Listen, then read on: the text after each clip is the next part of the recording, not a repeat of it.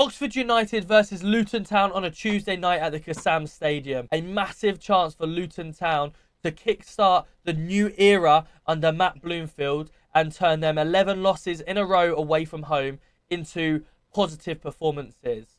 In today's video, we're going to be looking at the game and what we may see from Oxford and also Luton Town and my thoughts on what the team lineup is going to be. If you did like today's video, make sure you smash that like button, hit the sub, and let us know in the comments your thoughts. We're on the road to 5,000 subscribers. So Oxford United do set up in a 4-2-3-1. They are currently second in the form table. They've won 4, they've drawn 2, and they've lost none. They have scored 9 goals and conceded 4. Whereas Luton are on the other end of the table on 22nd. We've won 1, we've drawn 1 in the last 6 games. Oxford's top goal scorer is Mark Harris up front. He's got 5 goals in 27 games. Just behind that is Ruben Rodriguez on the number 10 position. He's scored 4 goals in 27 as well. People to look out for: Kyron Brown has got 3 assists in his 27. And Ruben Rodriguez, who is just behind Mark Harris, as I say, he's also got 3 assists as well. Oxford are currently sitting 15th in the table, whereas Luton sitting 2nd from bottom. So it's a massive game for Luton to try and pick up some points.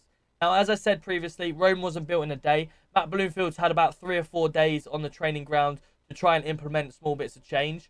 I think massively is confidence with our team. Luton do need a bit of a confidence boost. When we get our first win under Matt, then I think it will start to kick on. We shouldn't be expecting millions of things happening straight away because he's come straight in. He's got a 3-game week this week. The positive signs from the Preston game is that it was a clean sheet. We looked a lot more defensively sound. He packed out the midfield, being an ex-midfielder himself, which is really encouraging. He played a 4-1-4-1, something we haven't really played this season. He put Nakamba just behind the defence, and then he had the 4 in midfield. And sometimes it did look like Klaus dropped in, and there was a 2 as well, and the 3 in front. So really promising signs. Now, we did see Brown out of position. He was on the left-hand side rather than the right.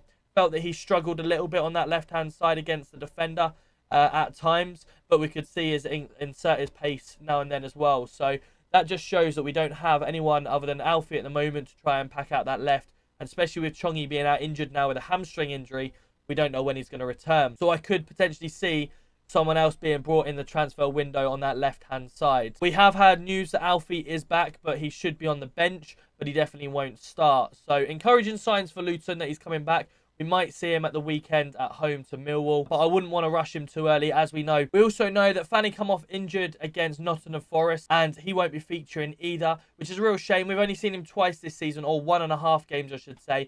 He looked really promising in the QPR game, and then just like most other Luton players at the moment, seems to have got injured as well. So hopefully he makes a quick recovery. It seems like he's not going to be out as long as Chongi and the others. So Burke is also back on the playing field, but he's not going to make the squad yet either. So based on what we saw at Preston, I would probably say that he would look to stick to same. We haven't seen Matt Bloomfield other than the first game, so we don't know whether he's a person that changes up his squad a lot or he tries to keep to the same.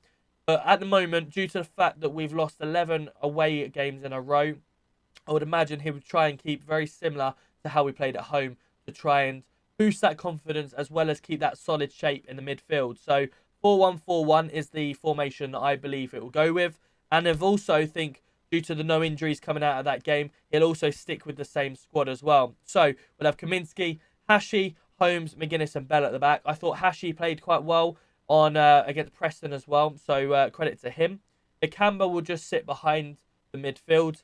And then in the midfield 4 will be Jones, Clark, Klaus and Brown. Brown did struggle, as I say, on that left-hand side. Would Moses fit over there? Again, a little bit out of position. I don't think Moses had a very good impact when he come on against Preston. Sort of looked a little bit disinterested in it.